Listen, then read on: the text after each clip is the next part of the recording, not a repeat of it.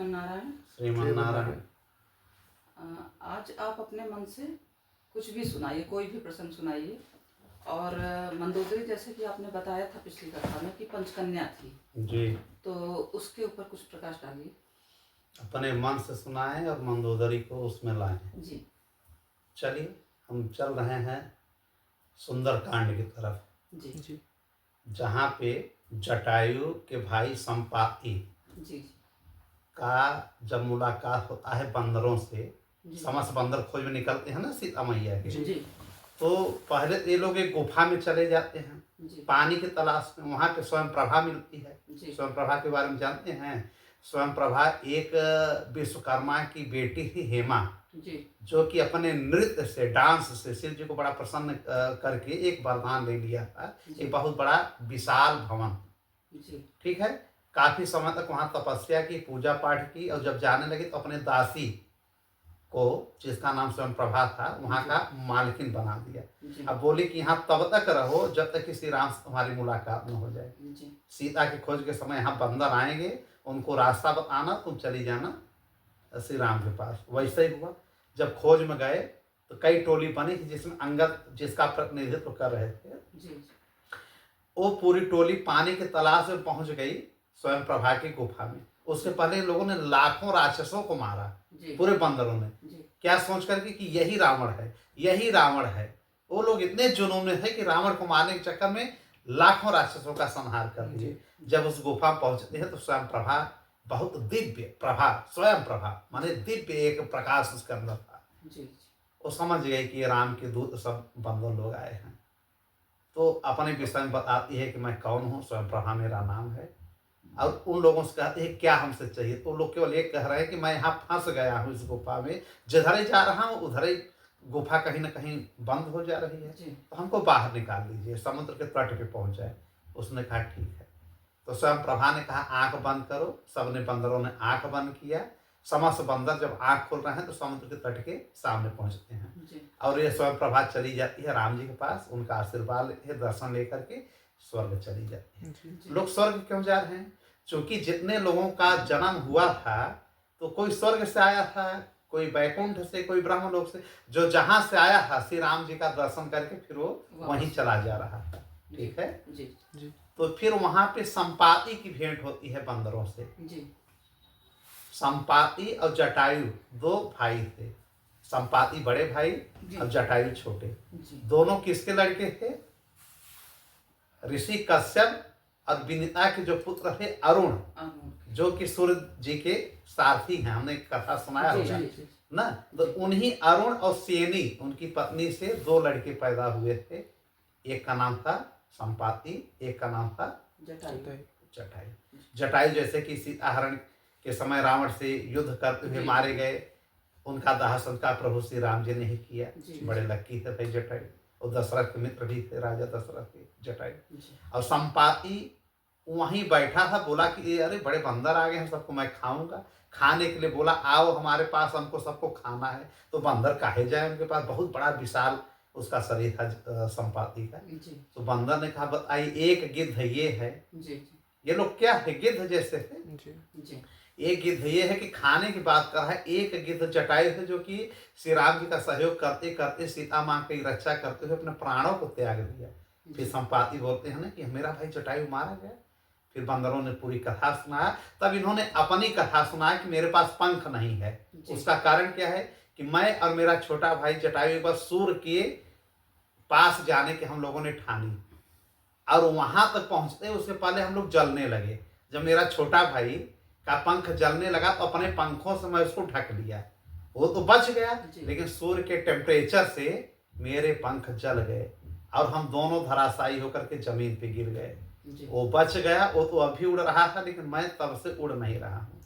बताइए, ऐसे ऐसे भाई हैं कि एक भाई को बचाने के लिए अपना प्राण त्याग रहा है। और आज के भाई कैसे हैं कि मेरा भला हो जाए, उस भाई का ये ले लो, उस भाई का वो जमीन ले लो, उसकी गाड़ी ले लो, उसको भगाओ मारो।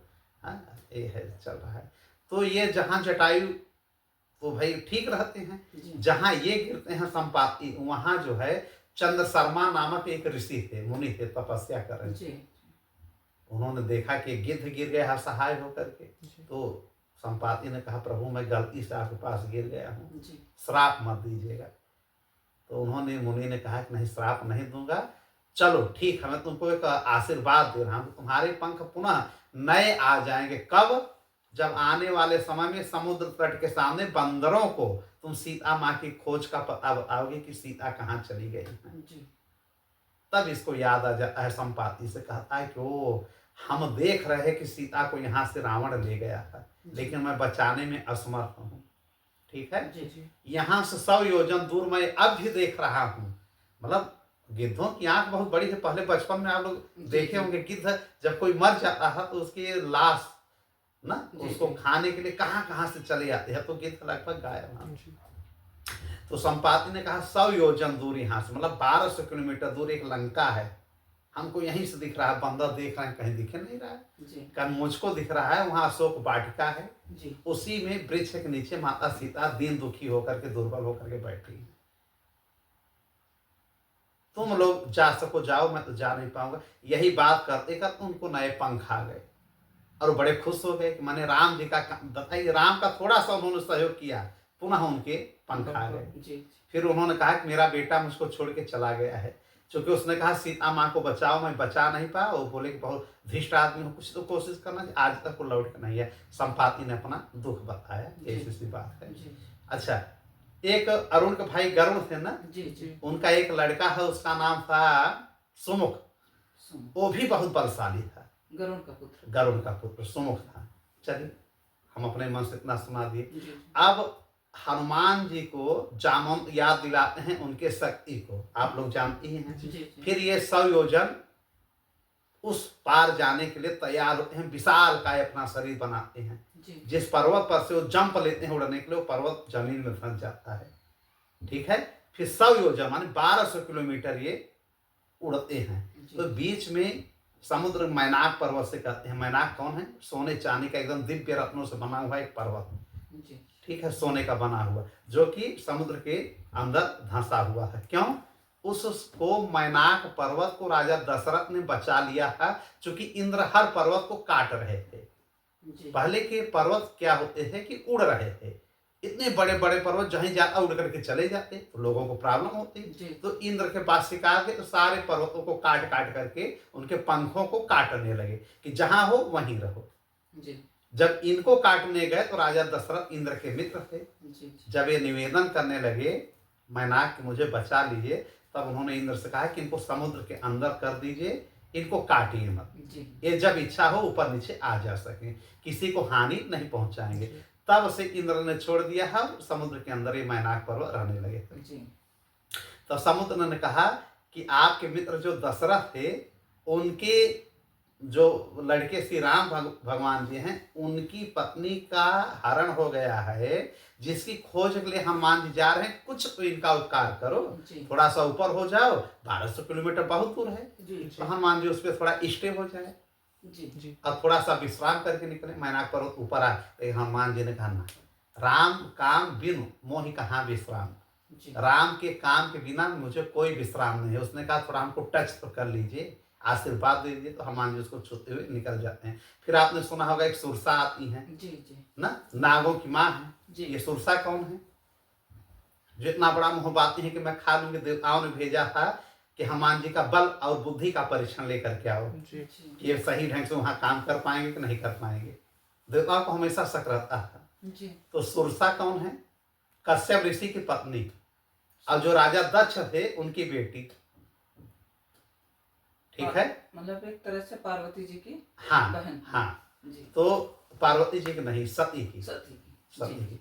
तो कहने का मतलब यह है कि जब ये सुरसा माँ आती हैं, तो कहानी आप लोगों ने कथा सुना है, उस पर जी। नहीं जाएंगे। जी फिर जब बहुत बड़ा रूप करती हैं, 1200 किलोमीटर जब इनका मुख बढ़ जाता है, जी तब ये सोचते हैं कि इतना बड़ा अगर मैं आकार करूंगा तो मैं लंका इधर पहुंच जाऊंगा और उधर प्रभु के पास में पहुंच जाऊंगा। हनुमान जी ने कहा। जी तो श्री राम भगवान सोचे कि कर क्या रहा है, ये अपना महिमा दिखा रहा है हनुमान।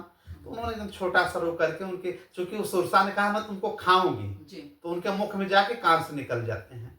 तो सुरसा माँ बड़ा प्रसन्न होती है कि बहुत बुद्धिमान हो, वो चली जाती हैं। फिर वहां से आगे बढ़ते हैं तो आप लोगों ने सुना होगा कि सिंहिका नामक के राक्षसी आती है। जी। ये सिंहिका कौन है? समुद्र में ये सब मिल रहे हैं। सिंह यह है कि समुद्र के ऊपर से जो जाएगा जी वो उसकी छाया को खींच करके खा जाएगी। ठीक है, जी केवल राक्षसों को, जो रावण का राक्षस था उसी को अलाउ था। जी जी बाकी बाहरी अगर कोई भी जाएगा, देवता देवी कोई भी जाएगा, ये सब रावण कितने बड़े बड़े बलशाली लोग थे भैया। जी वो समुद्र में उसको विस्थापित किया गया है कि तुम रहो, कोई है, तो उसने हनुमान जी को भी खींच लिया, माने हनुमान जी की छाया को। जी जब हनुमान जी की छाया को खींचा तो हनुमान जी उसके पेट में चले गए। जी मालूम है? नहीं हाँ, तो ऐसा हुआ था। जी तो जब पेट में चले गए तो भाई हनुमान जी हैं, उसकी अतड़ी ततड़ी फाड़ करके पेट निकल गए बाहर, जी। सिंह मर गए। ये सिंह कौन है? राहु की माँ। जी सिंह कौन है? राहु राहु की माँ। सिंह के विषय में हमने एक बार प्रसंग बनाया है। ठीक है, सिंह विप्रचित की पत्नी थी, और कहीं कहीं है कि ऋषि कश्यप की ही पत्नी है थी। ठीक है, फिर अब आगे बढ़ रहे हैं। जब आगे जाते हैं, डांक जाते हैं समुद्र को भगवान जी हनुमान जी भगवान ही है ना, ये डांक जाते हैं। वहां डांकते हैं तो दक्षिणी पार्श्व में लंका में पहुंचते हैं। तो वहां पे दक्षिणी भाग में, वहां पे रावण ने अपनी बेटी क्रोंच नाम था उसको रखा था रखवाली के लिए। तो क्रोंच ने रोका कि अंदर नहीं जाओगे, तो क्रोंच को भी इन्होंने मार डाला। जी फिर कहा जब ये मना कि उधर से नहीं जाएंगे, फिर दूसरे साइड से जाते हैं, मेन गेट से छोटा सा आकार पकड़ करके, मच्छर जैसा, मसक समान जी रूप धरी है हनुमान जी। रूप कितना धरे? जैसा मच्छर है।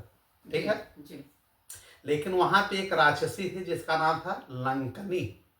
जी उसने हनुमान जी को रोक दिया।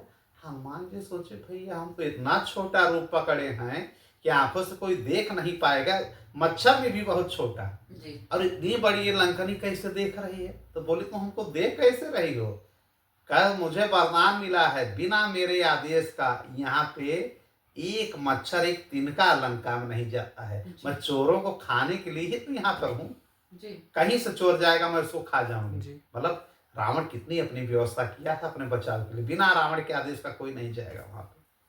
तो हनुमान जी ने कहा ये बात है। वह अपने आकार में आते हैं और बाएं हाथ से एक मुट्ठ मारते हैं, मुक्का, और मुंह से जो है वमन करने लगती है, खून की उल्टी जी। अब बेहोश हो जाती है। जब होश में आती है तो बोलते हैं ठीक है और स्वागत करूं तुम्हारा? तो कहती है नहीं, मेरा स्वागत अब मत करिए। जी अब मुझे पता चल गया कि रावण की मृत्यु का समय आ गया। तब अपने विषय में बताती है कि मैं एक योगिनी हूँ। जी 64 योगिनियां होती हैं, जी ठीक है ना। ब्रह्मा जी ने उस योगिनी को वहां पे लगाया था, क्योंकि पहले लंका की ये रक्षा पहले भी करते थे जब कुबेर थे। जी कुबेर से इसने ले लिया था रावण ने उस लंका को। जी तब ब्रह्मा ने फिर भी लगाया है कि तुम रहो यहाँ पे, जब कभी कोई बंदर आ करके तुमको मारेगा, अब खून की उल्टी करोगे, समझ लेना कि अब तुम आजाद हो गई हो, अब तुम चली जाओगी स्वर्ग, जी और रावण का विनाश होगा। यह सब बता करके हनुमान जी को प्रणाम करके, हनुमान जी ने मारा नहीं था, खुद ही अपने आप से स्वतंत्र हो गई, इतने उसको रखा गया है इतने काम के लिए, वो चली गई स्वर्ग। जी अब हनुमान जी जब वहां जाते हैं, रात्रि का समय हो गया है, शाम काल ये सब पहुंच गए वहां पे। जी। रात्रि के समय ये छोटे आकार में पूरे लंका का सैर सपाट करते हैं, सब घूमते हैं। वहां सोने की सब अगल बगल दीवारें थी, स्वर्णमयी पूरा सड़क बना हुआ था, बड़ा विशाल था, सारे दीवार इसके सोने के थे, लंका के। ठीक है, ये सब देखे।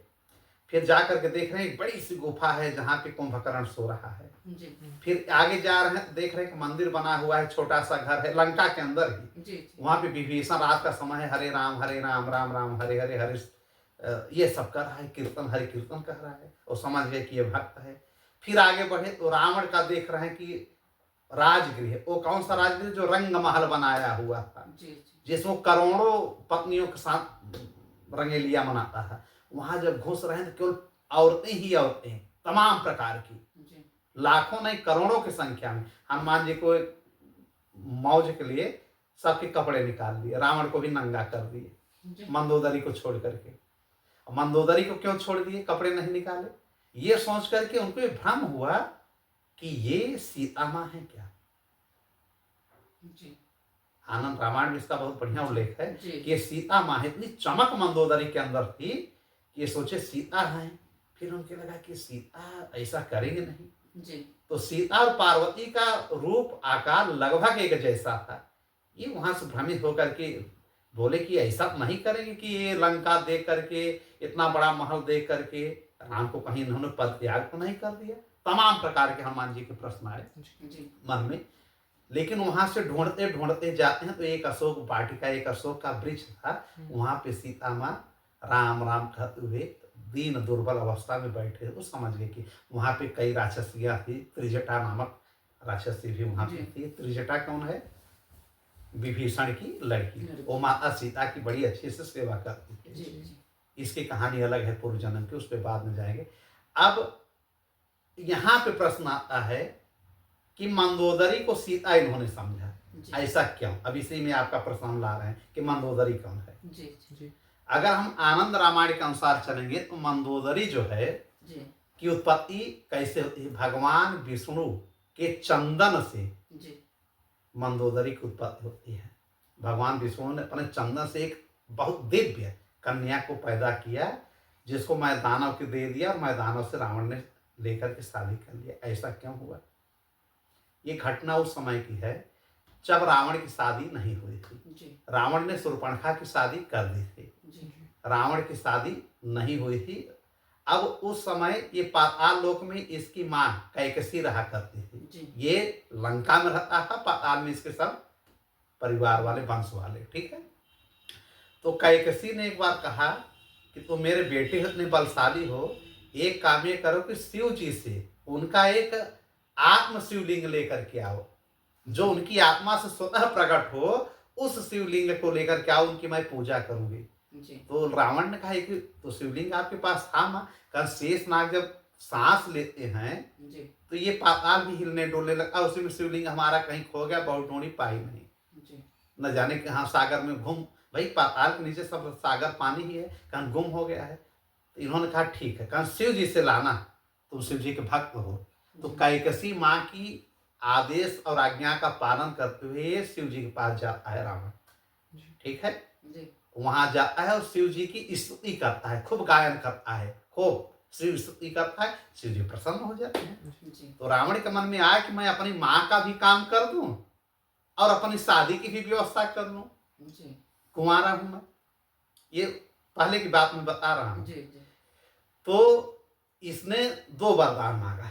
शिव जी ने कहा मांगो जो मांगना हो, भोलेनाथ है मांगो जो मांगना हो। तो इसने कहा कि एक को आत्मलिंग आप स्वयं बनाइए, जी शिवलिंग जो है आपका खुद हो, प्रकट करिए, आप ही एक रूप में हमारे साथ चलिए जी शिवलिंग के रूप में। उन्होंने कहा ठीक एवं मस्त, कारण एक पार्वती को हमको दे दीजिए, हम इनसे शादी करेंगे। जी अब पार्वती देखियो तो सूख गई कि ये क्या कर रहा है, दे न दे। तो शिव जी का हाँ बिल्कुल ले जाओ, अब तुमसे अब शिव जी ने दे दिया जी माता पार्वती को शादी करने के लिए। जी अब कह दिए कि ले जाओ। फिर बोले भगवान विष्णु वापस संभालिएगा, हम तो कर दिए।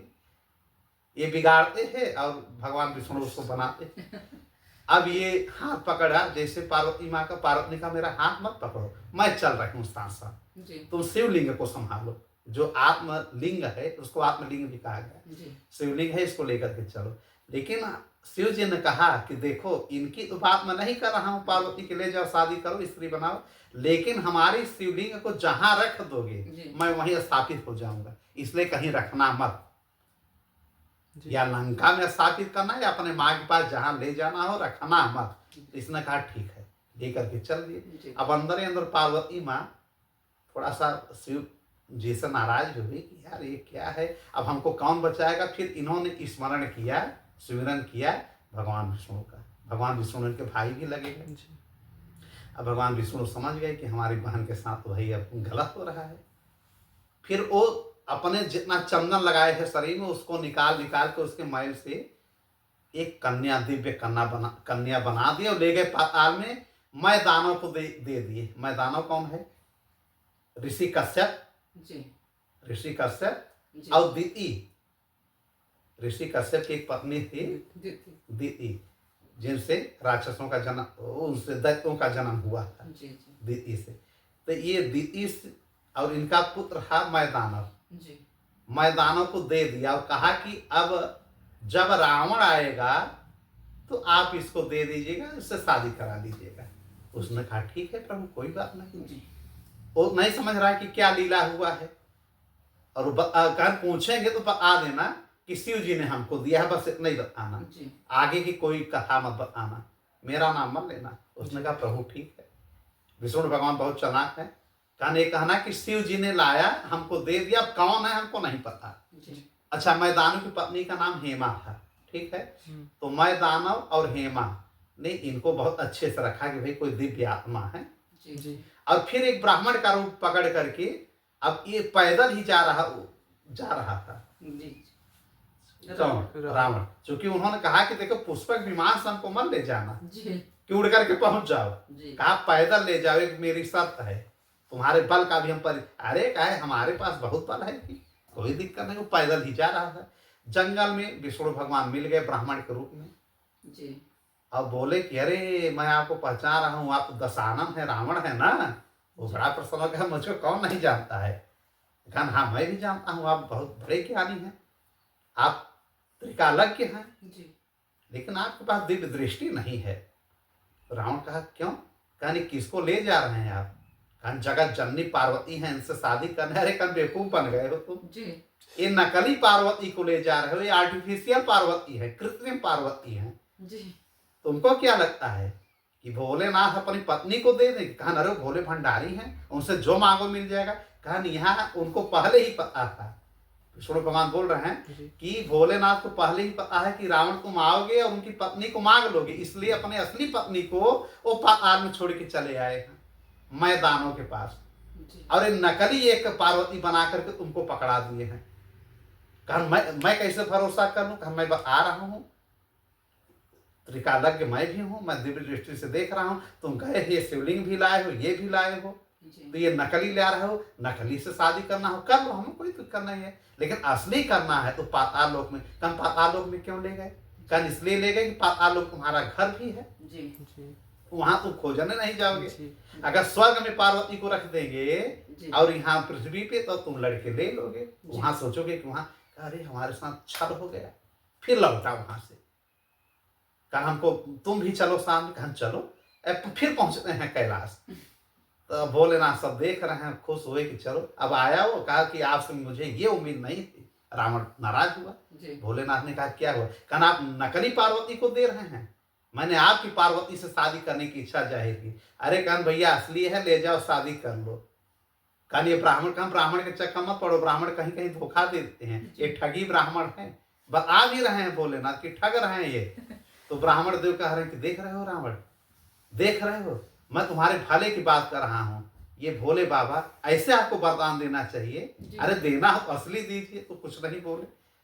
तब दशानन ने कहा देखिए छल कपट मेरे साथ नहीं प्रभु, मुझे मालूम है आपकी पत्नी कहाँ है। कहन कहाँ है?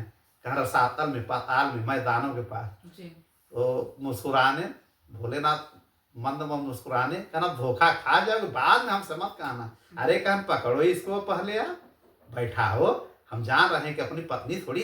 तभी मैं सोच रहा है कि आप मैंने जैसे मांगा फट से आपने कहा जाओ ले जाओ पार्वती को। मैं उसी समय तड़ रहा था, लेकिन अब जाके क्लियर हुआ।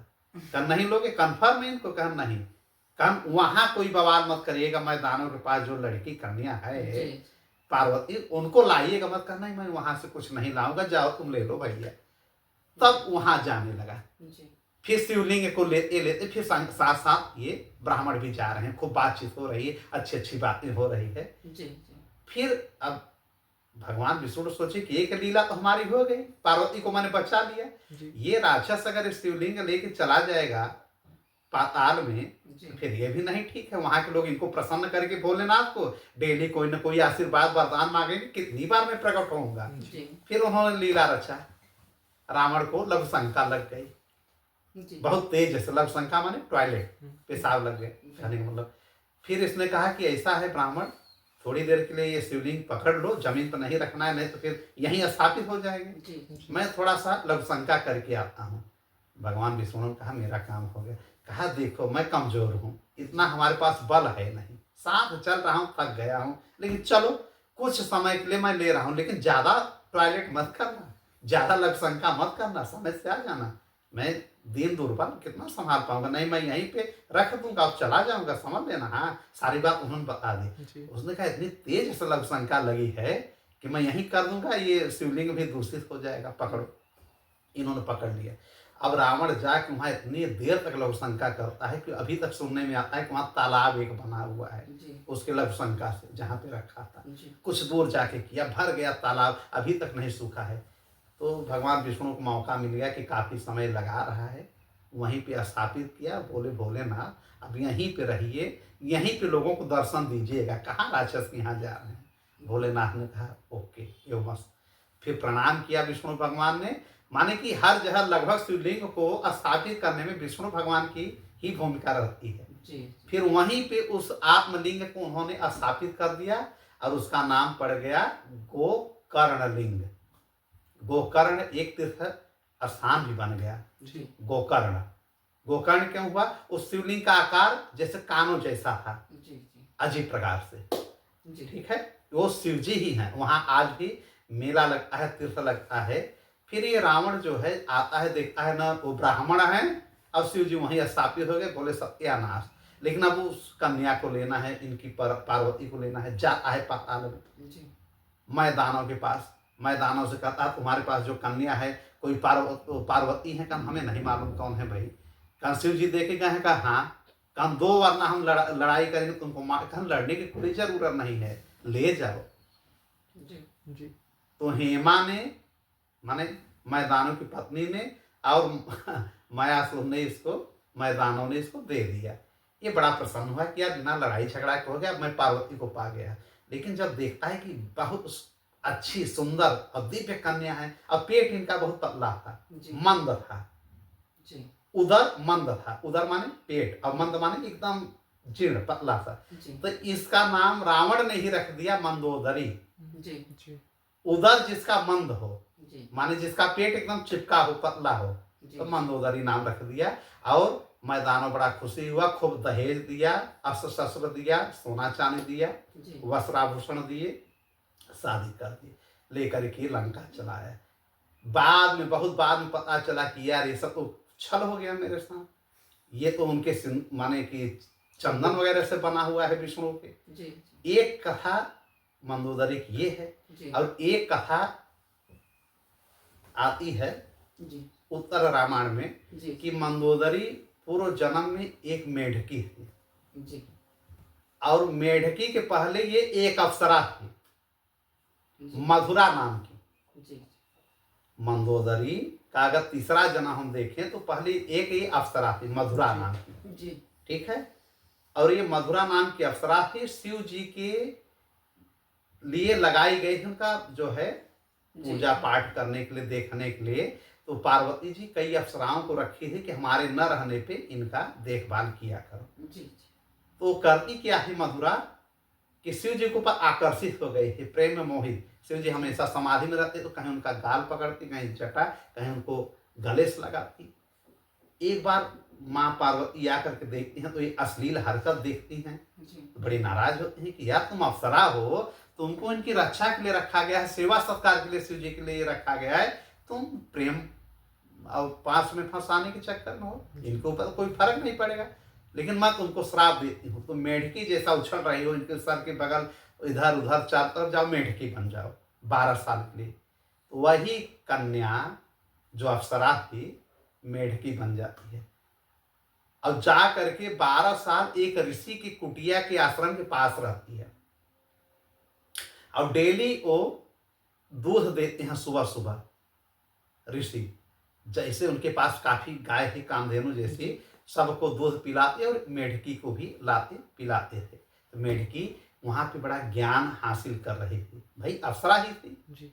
तो अप्सरा से अब मेढकी बनी। उसी समय हुआ क्या कि नाग कन्या एक धरती से आती थी, और यहाँ के एक नाग से अपना प्रेम बनाती थी। वो वहां पे इतना काम वासना में पीड़ी रहती कि वो धरती पे आती थी, मानव रूप में आती, स्त्री के रूप में। लेकिन बड़े नाग को देख करके फिर उससे अपना मिलन करती चली जाती। मेढकी डेली देखती थी। एक बार सुबह ये दोनों सुबह ही नाग और नागिन आपस में चिपके हुए थे। ऋषि उठे, जा रहे थे, देखे कि ये कहे सुबह ही सुबह तुम लोग ये कर रहे हो, गंदा काम। एक पत्थर लेते हैं, उस पर मार देते हैं, वो नाग मर जाता है। जो धरती का नाग रहता है, उन्होंने मारने के लिए नहीं किया था, लेकिन मर जाता है। फिर वो नागिन बदला लेने के लिए बाद में आती है, जो दूध का इनका पूरा ड्रम रहता है, उसी में जहर डाल देती है, मुख से जहर डाल देती है कि सारे ऋषि मर जाएंगे। यह मेढकी वहां देख रही थी, 12 साल हो चुका था इनका मेढकी का। तो उसी ड्रम में दूध की कूद जाती है कि जिससे मैं भले मर जाऊं, लेकिन जिसने मेरे ऊपर इतना ऋण किया है कि मुझे डेली प्रतिदिन हमको दूध पिला रहे हैं, उनको हम नहीं मरने देंगे। ये मर जाती है। अब जब आते हैं ऋषि सुबह, सब पूजा पाठ करा करके दूध कहते हैं सब में बांटा जाए, तो शिष्य कहते हैं कि अरे इसमें मेढकी मरी हुई है। फिर अपने दिव्य दृष्टि से देखते हैं कि मेढकी इतने ऊपर ऊंचाई पे गई कैसे। तब उन्होंने पूरा खेल देखा कि ओहो, मैंने पत्थर से जो मारा था वो सांप मर गया, और वो नाग लोग से आकर के हम लोग को मारने के लिए इसमें जहर डाल के गई है। वो बड़ा प्रसन्न होते हैं, मेढकी से पुनर्जीवित कर देते हैं। अब कहते हैं बताओ तुमको क्या चाहिए, का मुझे कन्या बना दीजिए। तो उनको कन्या बना देते हैं दिव्य रूप में। तो हेमा और मैं दानव उस ऋषि के कुटिया में अक्सर आते थे कि हमको पुत्री दे दीजिए, पुत्री आशीर्वाद। तो उन्होंने कहा लो मैं पुत्री बना दिया हूं, पुत्री ले जाओ। ठीक। तो पुत्री को जब ले गए, मेढकी से होने के कारण मैदानों ने उनका नाम रख दिया मंदोदरी। एक कथा ये आती है, अलग अलग है। अच्छा, कल्प कल्प की बात है, किसी कल्प में ऐसा हुआ तो किसी कल्प में वैसा हुआ। और मंदोदरी पंचकन्या, पंचकन्या मतलब समझ रहे हैं कि ये हमेशा अविवाहित ही नजर आएगी, कुमारी ही नजर आएगी, न बूढ़ी होगी, हमेशा यौवन रहेगा चिरकाल। पंचकन्या कौन कौन है? द्रौपदी है, कुंती है, तारा है, मंदोदरी है, अहल्या है, हमने बताया है ना। तो इस प्रकार से मंदोदरी की एक कथा ये हो गई। मंदोदरी, और मुख्य रूप से जो हमारे वाल्मीकि जी ने लिखा है कि मंदोदरी का जन्म एक अप्सरा थी हेमा, उससे मैदानों की जो शादी हुआ था, तो मैदान और हेमा से इसका जन्म होता है मंदोदरी का। इन्होंने ही मंदोदरी नाम रखा था। मंदोदरी की शादी के लिए ये ढूंढ रहा था, ब्रह्मा ने कहा है कि रावण से शादी कर देना। तो जंगल में गया तो वहां रावण मिल गया। रावण से जब परिचय पूछा, रावण ने बताया मैं रावण हूँ, विश्रवा का पुत्र हूँ। तो ये जान गया कि उसने कहा मेरी बेटी से शादी कर लो, ये विधि विधान है, तब शादी किया जाता है वाल्मीकि रामायण के अनुसार। तो अन्य अन्य रामायण के अनुसार ऐसा है 28 प्रकार की जो रामायण है वो मान्य है। जो दक्षिण के रामायण है ये है, जैसे हाँ कदम की जो है रामायण हुआ, उत्तर रामायण हुआ, हाँ कदम ऋषि, और ये आपकी जो है आनंद रामायण हुआ, एक अद्भुत रामायण हुआ, ठीक है, रामचरितमानस हुआ, वाल्मीकि रामायण हुआ, ये सब बहुत मान्य है। वाल्मीकि रामायण को आदि काव्य रामायण कहा जाता है। माने सबसे प्राचीन कोई महाकाव्य काव्य है तो है महर्षि वाल्मीकि की रामायण। इसको महर्षि वाल्मीकि रामायण भी कहा जाता है, रामायणम भी कहा जाता है, ठीक है, और आदि काव्य भी कहा जाता है। तो अपने मन से हमने बहुत कुछ बताया। रामायण के विषय में फिर दूसरा कोई चैप्टर बनाया जाएगा प्रश्न, ठीक है। तब तक के लिए ठीक, श्रीमान नारायण।